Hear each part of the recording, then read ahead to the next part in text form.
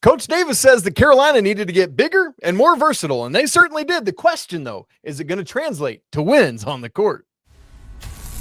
This is Tyler Hansbrough, and you're listening to Locked On Tar Heels. You are Locked On Tar Heels, your daily podcast on the UNC Tar Heels. Part of the Locked On Podcast Network, your team every day. Hey there, what's up? It's Friday, September 5th, 2025. Welcome into the Locked On Tar Heels podcast, the only daily North Carolina show out there. I'm your host, Isaac Schade. You're joining me at the place to get your Tar Heels content every single day. It's all part of the Locked On Podcast Network. I want to thank you for making us your first listener watch to get your weekend going the right way, baby. Let's go. FanDuel is presenting sponsor of this episode. Football season is not just right around the corner, it's here. So you can visit the FanDuel app today and start planning your futures bets right now. Special shout out to all the everydayers here with us, all the members of the Locked On Tar Heels Discord. The link for that's in the show notes. You should come join us ahead of Saturday's game so you can hang out, and all the Locked On Tar Heels insiders. Glad you're all here. Joining me on the show today is our Josh Marlow, who was in person for the embarrassment, beatdown, hiccup, whatever you want to call it, on Monday evening. He has resurrected and he's now here with us. We're going to talk some basketball. We're going to talk football. So we're going to start by talking about Coach Davis's press conference from earlier this week. We will look back at Monday night's events, lessons learned that can be applied going forward. We'll discuss the quarterback situation. We'll talk silver linings from the TCU game, and we'll give you the weekend whip around because obviously football is not the only Carolina team in action. Marlo, we had a press conference from Coach Davis earlier this week, about half an hour, wide ranging as these summer topics often are, including Ben and Jerry's and everything. Probably the biggest takeaway from me was more of a general big picture topic. He said there were two big things we needed to do this offseason. We needed to get bigger and we needed to be more versatile. I feel like I'm trying to say that in a Woody Durham sort of way to honor your sophomore from a couple weeks ago. Versatile feels like a Woody-ish thing to say. So, Marlo, my question to you is twofold. Number one, did they do those two things, bigger and more versatile? But number two, and more importantly, will that translate to wins? Because that is what ultimately matters. Yeah, the winning is the most important part. Obviously, you look at the paper, you look at the roster, compare it to last year, 2 years ago. Yeah, they're bigger. At virtually every position, they are bigger this year than they were a year ago, most notably in the front court. And that's something that we talked a lot about last year. I would not, though, scoff at the size that they've added to the backcourt. You don't Kyan Evans may not be 6'4", but he's not 5'11" like Elliot Cadeau was, or, RJ Davis was 6 foot, but they got bigger in the backcourt as well. The versatility, I think there's potential for them to be more versatile, but you've got to cultivate and you've got to create a legitimate lineup and rotation that can maximize that versatility. I was talking about it when I was talking about this press conference on the Four Corners podcast, but I do think that with some of the length and stuff, they can do a lot of different things defensively. And so I want to see them full court press. I want to see them run and jump out of a timeout. If they ever have to play zone, I think they've got the size and the length to, be a effective zone defense for a possession or two. And so I think that's the most important thing that I think Carolina fans got to look at is they had a set goal in mind of this is what we want to look for in the portal. This is what we want to add. And they went and added that. And may not be guys that you're familiar with. There may not be the highest level of talent, but they could be guys that could really fit what they want to do on both sides of the court. And so that's going to be the biggest thing for it coming together. And then the winning is if it blends and it meshes, then yeah, I think Carolina's going to win and win at the rate that Hubert Davis basically said yesterday he knows he has to win at starting this year. If not, we could be in potential for another up and down season. And that's something that no one wants to be involved with if you're a Carolina fan. Absolutely not. And what a great way to put that, Marlo, that sure, it's great that you need more versatility, but it's not just about getting versatile players. It's about how you deploy those players and how you scheme those players, how you put the combinations together, which they may or may not even have truly and fully figured out by the time, November 3rd rolls around. or even when Kansas comes to town on November 7th. Right? Like that takes time to develop. You can only do so much with understanding what that versatility looks like when you're playing against the dudes you go to, war with every day in practice. Yeah. And so it might take some time to figure out what exactly that versatility is, but it's going to be incumbent, as you said, on the staff to put that into effect. So I love your point there. Let's go go ahead. Oh, no, I was just going to say, I think what you like is I think the schedule allows them that flexibility to flirt and figure out what works and what doesn't. The schedule last year did not give them that because they were playing in so many high-profile games, preseason top 10 team. There was this expectation and this burden. We got to win. And obviously that's the most important thing. You want to win, and they need to win. But the non-con used to be a time where we saw with Roy Williams, he would sacrifice a game or two in November and December to win those games in January, February, but more importantly in March when your season is ultimately defined. And so because you look at this roster and you could see them play small ball. You could see them play with, three guys that could be 6'8" or bigger at the 3, 4, and 5 spot. Like that's a really fun, enticing thing to kind of, dream about and fantasize about. And so, we want to win that Kansas game. I know I'm going to want to win that Kansas game, but you've got a Central Arkansas, a Radford, a North Carolina Central, and a Navy where I think if I'm Hubert Davis, that is experimental time for me, baby. I'm going to use many different lineups, many different combinations. So when I get to the Fort Myers Tip-Off Classic or when I go to Lexington, Kentucky, I have a better feel for my team than maybe I had a year ago. And so I think that's what gets him excited is that he knows if this thing does come together the way he hopes it does, he's going to have a team that can win games in a lot of different ways.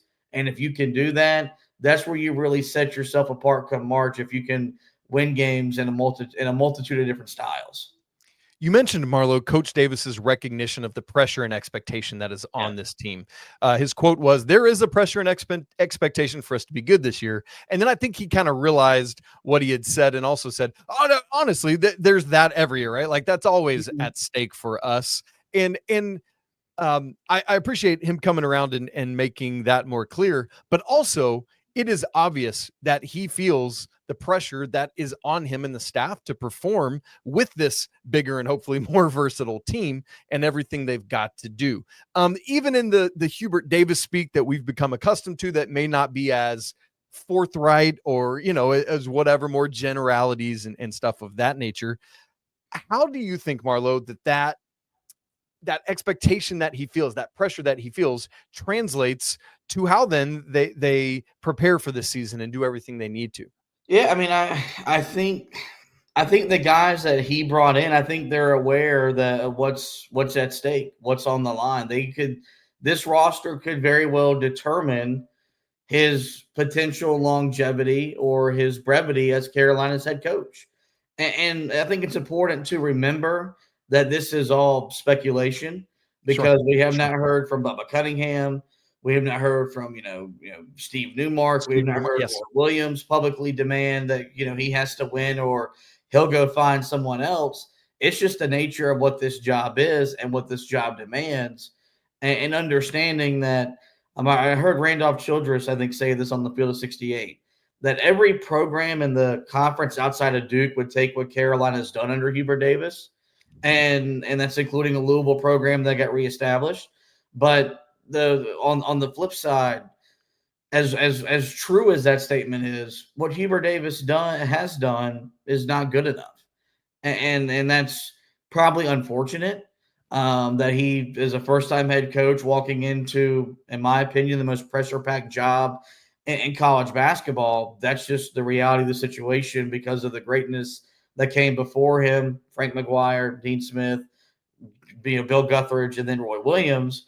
But so I think there's going to be a greater sense of urgency, to answer your question, in the preseason because he's going to know internally if this gets sideways like it gets sideways last year, the pressure is going to mount, the noise is going to mount.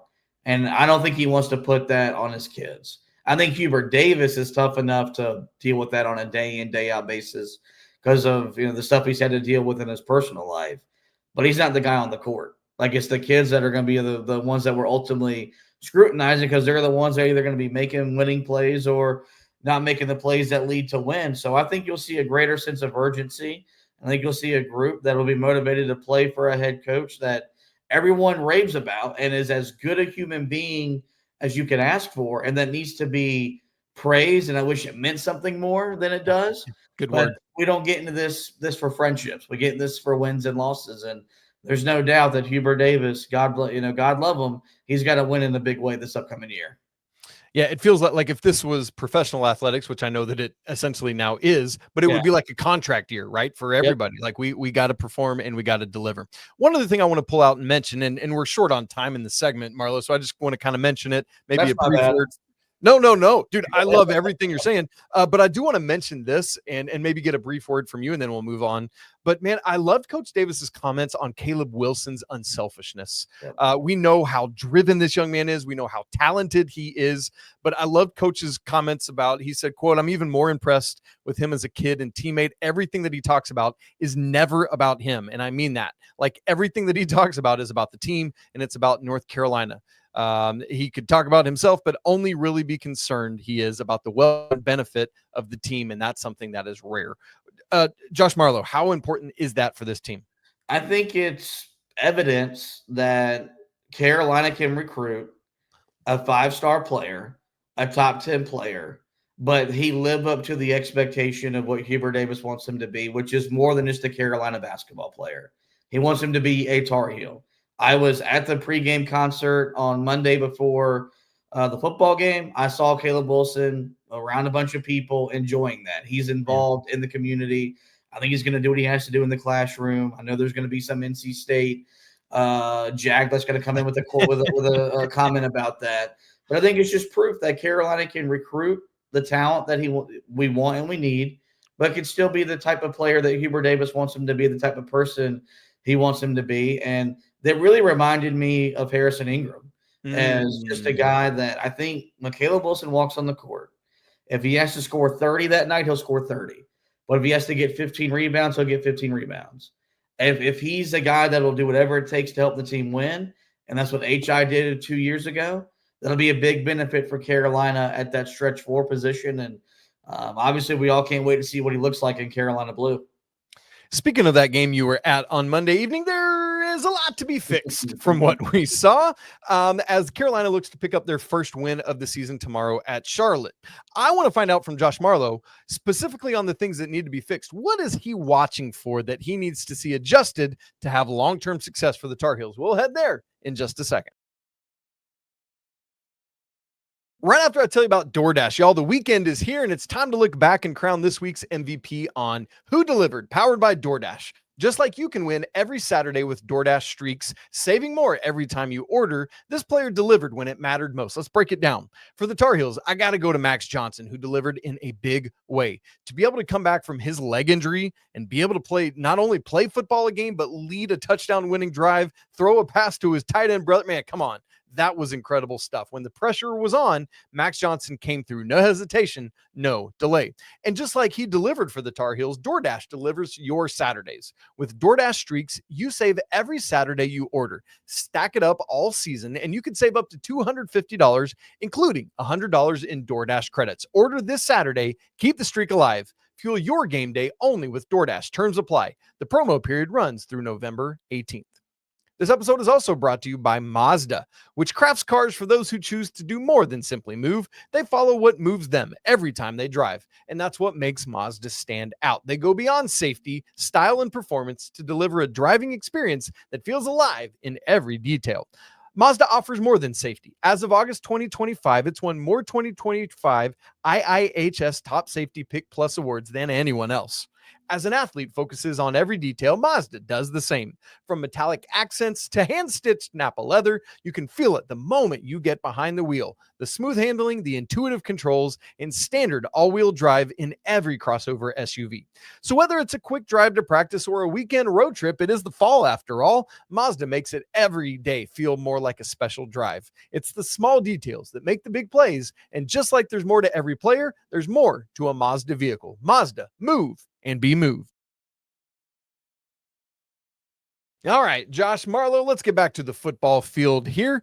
It's been a short week, obviously, for the Tar Heels. Bill Belichick and the staff have been preparing for this for a while because they knew that was the schedule. My question is this, Marlow, with all due respect to Charlotte, who could obviously beat this team. Who knows what's going to happen Saturday? This week is all about Carolina and Carolina fixing their issues from Monday night. Obviously, that's going to take longer than Tuesday, Wednesday, Thursday, Friday, Saturday, more than 5 days. But that said, I want to ask you for 3 things in particular you're watching for in terms of adjustments from Monday to Saturday. And the first thing you got to talk about, Schade, is the tackling. How about 19 missed tackles on Monday night? For as many things as we took for granted as an expectation that things would be different under Bill Belichick, I did think Carolina would tackle better than what they did. And so I think that's going to be something that was really pointed out to them in film, and I would have loved to have been a fly on the wall in that film session. I bet you that has been reminded them in practice when they took the field, yesterday and Wednesday, Thursday, and today before making the trip down. So the first thing I'm going to look at is tackling, because I thought there were times Carolina in position to make plays. You just got to make them, and if you make those tackles, does Carolina win the game Monday night? No. Is the game more competitive Monday night? Yes. So the first thing I'm going to look at from an adjustment standpoint is the tackling. The second thing I'm going to look at is offensive play calling. And will we see a much more diverse, will we see a much more explosive game plan that Freddie Kitchens is going to roll out there? I think they thought after the first drive that they could line up and run it at TCU. And I would have loved to think that was the case. That was not going to be the case. You could maybe run it at Charlotte and be able to have a lot more sustained success, but Carolina became too predictable. And they lived in a lot of third and long situations. So I want to see a better game plan put together from Freddie Kitchens, from this offensive staff on Saturday night at Charlotte. And then I think the last adjustment that I want to see, a lot is going to be talked about the pass rush and the lack thereof. I thought Carolina's secondary play outside of Thaddeus Dixon was atrocious. I thought Thad Dixon did his job as well as anybody, and it's why I think when I saw him take the field down 41-7, and he was saying some words on the podcast I cannot repeat, there was some frustration there because, whether it was Marcus Allen, a guy that I've just lost all faith in, Will Hardy, there were times he was getting picked upon. It just felt like Carolina just had no answers in that secondary. So I want to see better secondary play. They rotated guys in. Give them credit for that. They were trying as much as they could to find different guys back there that could work, but it was not the case. You gave up a 3rd and 20, for goodness sakes, while you were down 34 points. Now, granted, TCU should have been running the ball, you might argue, but that's not the way Sonny Dykes is going to coach. And so that's probably one thing that I'd look at as well, is just improved secondary play, starting with Marcus Allen, because I don't think he's a corner that should be playing for Carolina, and hopefully we start to take that step in the right direction this upcoming week. Heck, there was almost another 3rd and crazy long that would have counted had they not had that shovel pass that hit the ground from the shadow of their own end zone. Good grief. Look, Thad Dixon did his job just by being out there in the secondary. They weren't looking at him at all because they knew they could go pick on other guys in that secondary. We're going to hopefully see a big turnaround. Marlow, speaking of which, we finally got a 2 deep for the Tar Heels that we can see what's going on there. To have this depth chart and the big conversation outside of, maybe some of that secondary personnel is whether this is about health or not. Gio Lopez is still atop the quarterback depth chart with Max Johnson behind him. Here's my question to you, Marlow. Assuming Gio Lopez is healthy and good to go, if you were Bill Belichick, I think I asked you to be Bill Belichick before. Maybe it was Pags. I can't remember. But if you were Bill Belichick, yep, who would be QB1 this Saturday at Charlotte and why? I would start with Gio Lopez just because I do not think an injury and like I know that everyone's going to look at Bledsoe and Brady and what that led to in that dynasty. I don't believe players should lose their starting job due to injury. So I would start him. But Max Johnson would play, and I would be prepared to play both. Because I think if Max Johnson is going to emerge as this team's starter, and I think there's a legitimate case that happens, Shade. I think it happens organically. And by that, I mean, I think it happens with it both having live reps in a game to lead the offense. I don't want to overreact because it was just a bad 3 quarters from Gio Lopez. Sure. There was a lot of concerning things that you saw from him. I was really almost taken away by his inability to see the field. I thought his arm was not as lively as I thought I had seen on tape from Agreed. Tom in South Agreed. Alabama. But I think the biggest thing that Max Johnson offers is just an intangible that Gio Lopez can't recreate. And there's just a toughness about him because of what he endured last year and what he did to get back on the football field. There's a greater sense of inspiration and belief with Max that guys will go play for him because of what he's done to get back in a position just to be on the field. I mean, this time a year ago, and we're not exaggerating, amputation was in play. The guy could have lost his leg. And, as someone that was in the stadium on Monday night and was watching this thing up close, I watched him stand in the pocket, know he was going to get hit, and he made the throw anyway. And I don't want to be condescending. Gio Lopez doesn't stand in the pocket and make that throw, I don't think. I think he bails. I think he gets sacked, incompletion, or at worst, another fumble, another turnover. And so I will give Gio Lopez the benefit of the doubt, but I think Bill Belichick, Freddie Kitchens, and this offensive staff, they need to be open-minded to their best quarterback on this roster being 14 and not 7. And if I'm remembering correctly, Marlow, Carolina was 1 for 10 on third down conversions. That one was that throw you just talked about. Yep. It's just something like when I watched it and the game was already out of hand, but there was a response from the offense that even on the touchdown drive that Gio Lopez engineered to start the game, they didn't respond that way because they knew what that guy did to make that throw, to get that conversion, to get that first down, knowing that, if he wanted to bail, it makes all sense because of the way his leg was just a year ago. And so, and the score, at least going to be interesting, because Belichick did say back in early August that if it had to play out into the regular season, they were comfortable with that. They thought that they had got their answer beforehand. But I do think with the way that Max looked in those last handful of drives against a TCU defense that was still playing, that was still trying to, embarrass Carolina as bad as they could have, I really need to be prepared to have a quarterback battle going into this week and maybe hopefully settled by the Richmond game a week from now. Okay, so we'll see how this plays out on Saturday at Charlotte, a true road game. How about that? Should be a lot of fun. Those stadium seats are going to be packed. Now, Marlow, despite all the icky feelings from Monday night, it wasn't all bad. There were certainly always some silver linings to look at and build on. I want to know what you think those are. Plus, got to get you ready for all the rest of Carolina athletics action this weekend. It's the Weekend Whip Around Project 28, all coming up to wrap the show in just a second. Right after I tell you about Upside, hey, Tar Heels fans, are you still paying full price for gas? And if so, why? Stop leaving money behind. Get real cash back every time you fill up with the free Upside app. Simply download that app right now in the Google Play Store or App Store and start earning cash at the pump today. Use our limited time promo code FOOTBALL to get an extra 25 cents back per gallon on your first fill up. You can make up to like $300 a year just from buying the gas that you already need. At first, I was like, is this real? There's no way this is real. I checked it out. I've tried it. I've been using it for years now. And legitimately, this summer, the money from Upside helped me pay for part of our family's summer vacation. Crazy stuff. So don't let this offer drive on by.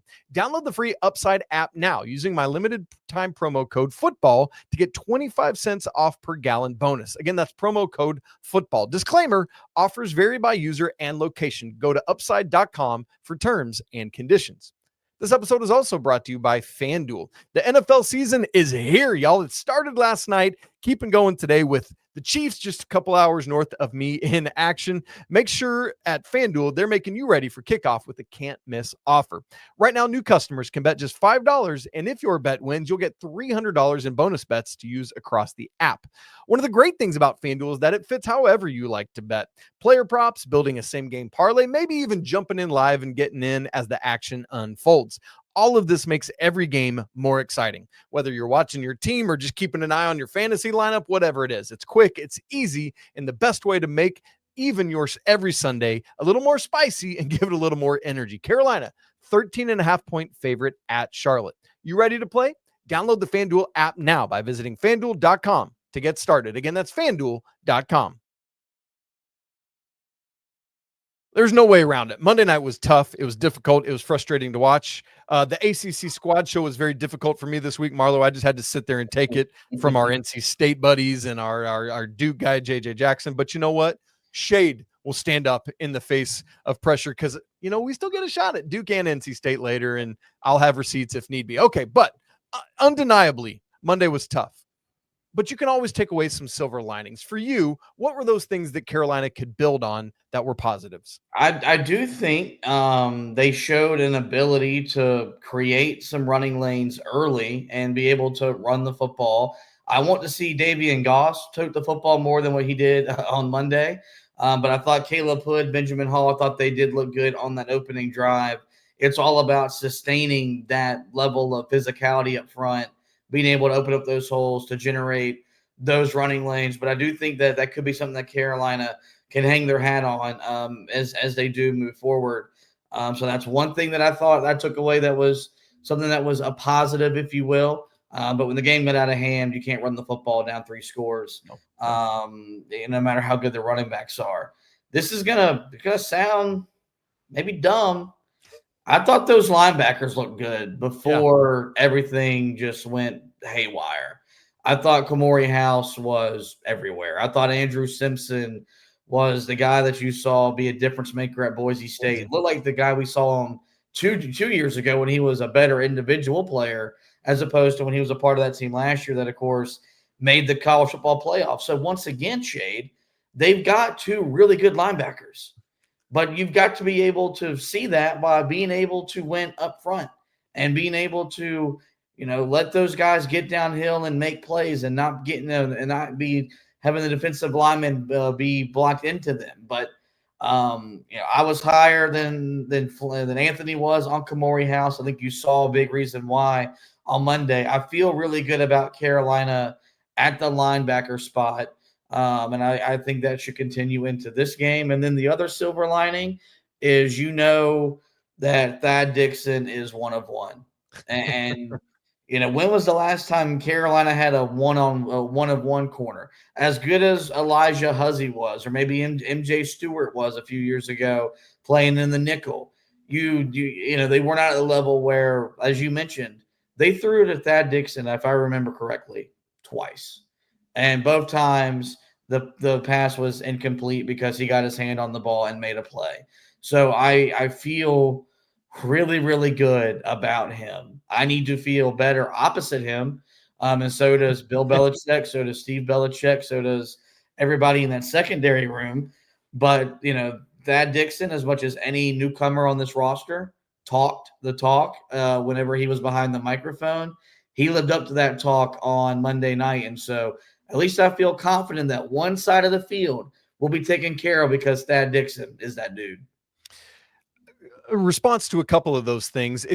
Anybody who remembers back to the Bill Belichick Patriots days, I don't care if you're running back 1 or 6, he's going to trot them all out there and let you see. So whether you're, any of that trio that you mentioned, they're all going to get burned. And so we'll keep our eyes out on that.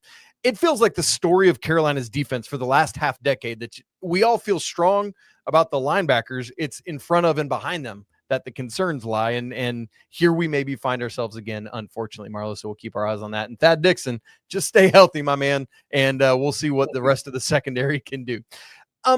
Marlow, what would you say? Because as you said, you were there at Keenan. I know that you are thick and thin. You're going to be there, right? Like you and Carolina football have stood at the altar and made vows to one another. Um, and I think there's going to be some Carolina fans who say, see, I told you, same old, same old. What would you say to them about showing up when Carolina's back home for Richmond or heck, Clemson here in about a month? Yeah, I mean, we kind of voiced our displeasure when we recapped the game. I thought it was embarrassing seeing the way that stadium exited or cleaned out in the middle of the third quarter. And I know the game was over. Sure. But as someone that enjoyed the best pregame atmosphere, tailgate atmosphere I've ever seen, I've been lucky enough to be on that campus for the day of a Duke Carolina game in basketball. I thought there was a vibe and electricity that was even exceeded that. Wow. Because we were just all ready to see Belichick. If we want to be big time, if we want to be more than just they're a basketball school, then you've got to show up and support no matter what. You've invested the money. So unless you're just lucky enough to blow money away, I know I'm not, which is why I will be there next Saturday against Richmond, against Clemson, and so on and so forth. You've got to continue to show support and understand that, when Nick Saban built Alabama, he didn't win a national championship his first year. When Dabo Swinney built Clemson, he was 6-7 his first year. This is going to take time, maybe a little bit longer than we initially thought, but it's going to take time. And if they build it the right way, it'll be worth it in the end. But you don't want to be a front runner. You want to be able to say, I was there and watched this thing get built from the ground up. That's what I'm excited about, is having a front row seat to how Bill Belichick builds this football program. And so that's my message, is to be here as my dogs bark loudly in the background. I guess they agree with you, Marlow. They agree with you. But I think that's the thing, is be there, show up, show out. No matter what that win-loss record is, no matter what the scoreboard is, if you're a Tar Heels don't leave early. Show up, stay, and support. And clearly the nation was watching as well. ESPN PR put out the numbers from this weekend. Carolina TCU was the fourth highest viewed game of the weekend. The other three ahead of them were all ABC games. So the highest cable game of the weekend behind Notre Dame, Miami, Bama at Florida State, and LSU Clemson. Carolina TCU did a 6.1 million, Josh Marlow. For comparison's sake and for reference, Carolina's highest viewership last year was 2.1 million in the Fenway Bowl. So essentially 3 times bigger than the highest game of last year. The key is Carolina's got to start winning on the field for those numbers to keep showing up and doing that. So it's not just at Keenan, but it's online, it's on TV as well. And so we're going to see how the product does. Marlow, let's get to some predictions for this game. Carolina at Charlotte tomorrow night, 7 p.m. Sadly on ESPN Plus, but hey, again, maybe good to be in obscurity for a little bit before Carolina resurfaces down in Orlando in a couple weeks, or hosting Clemson there in the first ACC game of the year. This line started at 21.5 and has worked its way down to 13.5, just shy of a 2-touchdown Carolina favorite. Where are you at, Marlow? Yeah, look, I know it's hard to be optimistic, but as bad as we looked, I still think we looked better than Charlotte, whatever that's worth. I mean, they were down, I think it was like 34-3 at one point against an App State team that I don't know how good App State's going to be in year one over Dow Loggins up there on the mountain. Carolina's bigger, faster, stronger, more physical. They've got an 8-time Super Bowl winning head coach. Tim Albin's going to do a good job there. And we're excited to see him build Charlotte in a way that Biff Poggi never did, despite the way Biff Poggi talked when he got behind the microphone. Nonetheless, if Carolina loses this game, I'll be back on here on Monday, and you may have to make that podcast explicit because I may have to let some words fly, because then at that point, like, legitimate panic sets in and frustration would be evident. I think Carolina wins. I think Carolina covers. Give me the Heels 31-14 on Saturday night.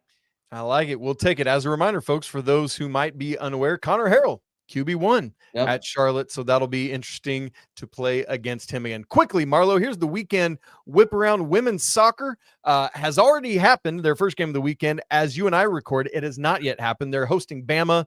That was Thursday night. And look, Carolina has lost their 2 SEC games this year, but both on the road at Tennessee and at Georgia. This is their 3rd high major game. All their wins have come against non-high majors, so it's time to show up at home and roll the Tide. Yes, I said that. Sunday, Carolina will be at James Madison, 1 p.m. Eastern on ESPN+.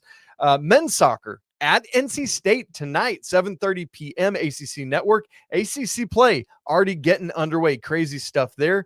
Aaron Matson's field hockey team, boy, they've already knocked off a couple highly ranked Big Ten opponents. Today they host or are playing Penn up at Princeton. That'll be 3:30 p.m. And then Sunday, they're playing against Princeton there at Princeton, who's number 10 in the nation. So another chance for a top 10 win already on the young season. That one's 1:30 p.m. on ESPN+.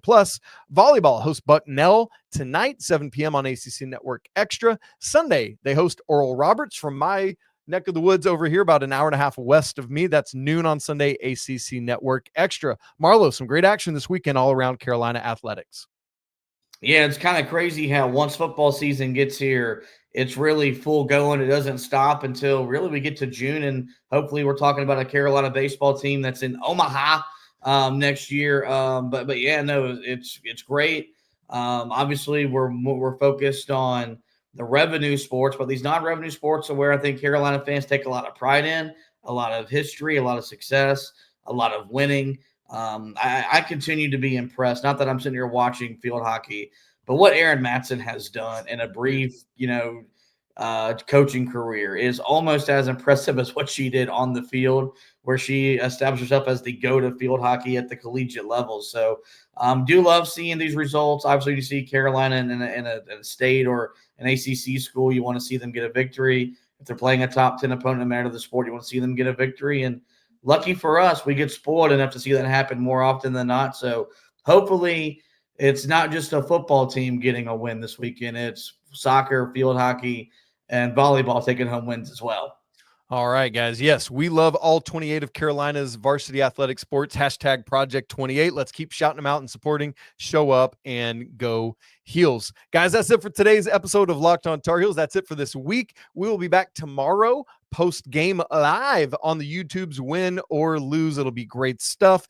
Big thanks to our guy, Josh Marlow from the Heel Tough blog, from Four Corners podcast. Make sure you go check out all the great work he and Anthony Pagnotta are always doing over there. If you've not joined the show and subscribed on video and audio, do that so you don't miss a second of Locked On Tar Heels. If you're not in our Discord, man, we're having a great time over there always. That link is in the show notes, absolutely free to join. And if you want to go next level with Locked On Tar Heels, there's an insider group where you can have one-on-one communication with me and have access to all of my stats, my charts, my data, record books, all of that stuff. Y'all, it's always a great day to be a Tar Heel. We'll talk again tomorrow after the game, but until then, peace.